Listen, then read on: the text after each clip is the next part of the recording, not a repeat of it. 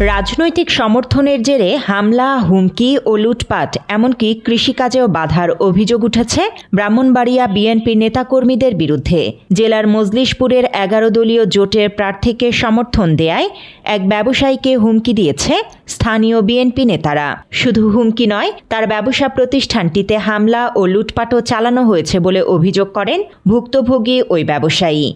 বন্ধ কি জন্য আমার এরা হুমকি তুমকি দিয়ে আমি দোকান যেন না খুলতে পারি, এবং কি খুললে আমার দোকান এরা লুট করে লাইব, আমার দোকানদারি করার জন্য দিব না বাজারে।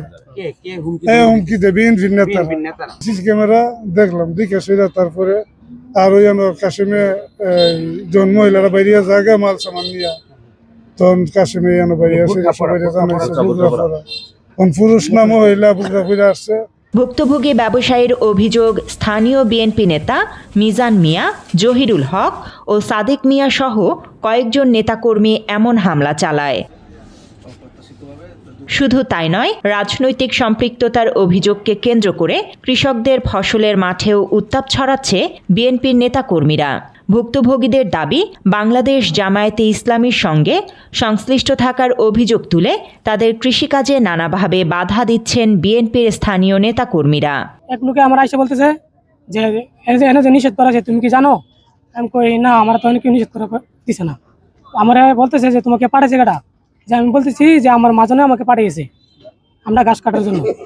পরে বলতেছে তুমি ব্যানটা লাগে এখান থেকে চলে যাও। যে দান করেছে গরুর খাওয়ার জন্য আর কি, এগুলো কেটে নিয়ে আসার জন্য এগুলো তারা রেখে দিছে, ওরা হুমকি দামকি দিয়ে দিছে আর যেন ওই পারে না যায় ওই কথা বলে দিছে। এখন আমাদের প্রশ্ন হচ্ছে, এরার পরিবারে 2টা সেচ প্রকল্প পরিচালনা করে, 2টা সেচ প্রকল্পের অধীনে প্রায় 300 একর জমি। এখন যদি এরা এভাবে এরা সরকার দল গঠন করছে, এরা তাদের পেশি শক্তি তাদের ক্ষমতা দেখে যদি এই যে তারা যদি তাদের পেশি শক্তি দিয়ে আমাদেরকে এই সেচ প্রকল্পগুলো বন্ধ থাকে, এদের আওতায় যে 300 একর জমি আছে এই জমিগুলো শ্মশানে পরিণত হবে, ফসল ফলানো যাবে না। আর আমাদের এদিকে যারা কৃষকরা আছে, যারা দরিদ্র হেঁটে খাওয়া মাঝি মাল্লার আছে, এরা এখন না খেয়ে মরতে হবে। বাত ব্যথা, প্যারালাইসিস কিংবা আর্থ্রাইটিস, আধুনিক ফিজিওথেরাপি ও পুনর্বাসন চিকিৎসায় নির্ভরযোগ্য নাম ডিপিআরসি।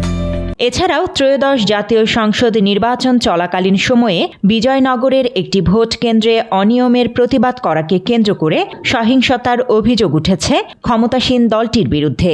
কেন্দ্রটিতে অবৈধভাবে ব্যালটে সিল মারার চেষ্টা করে বিএনপি নেতাকর্মীরা।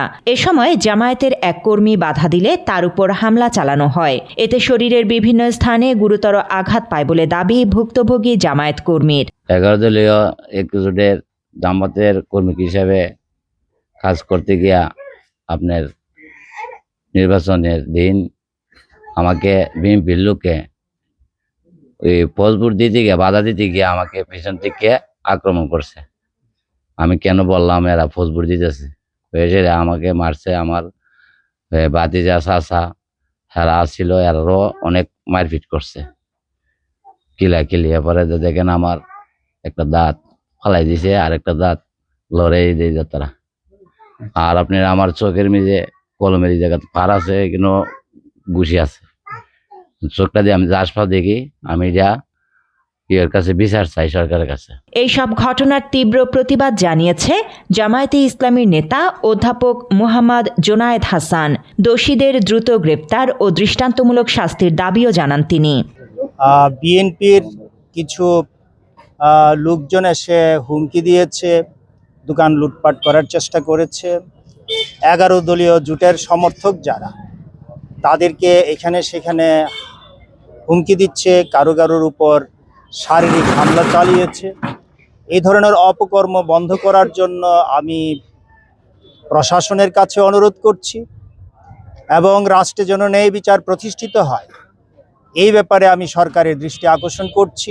এসব অভিযোগের বিষয়ে বিএনপির সঙ্গে যোগাযোগ করার চেষ্টা করা হলেও সম্ভব হয়নি।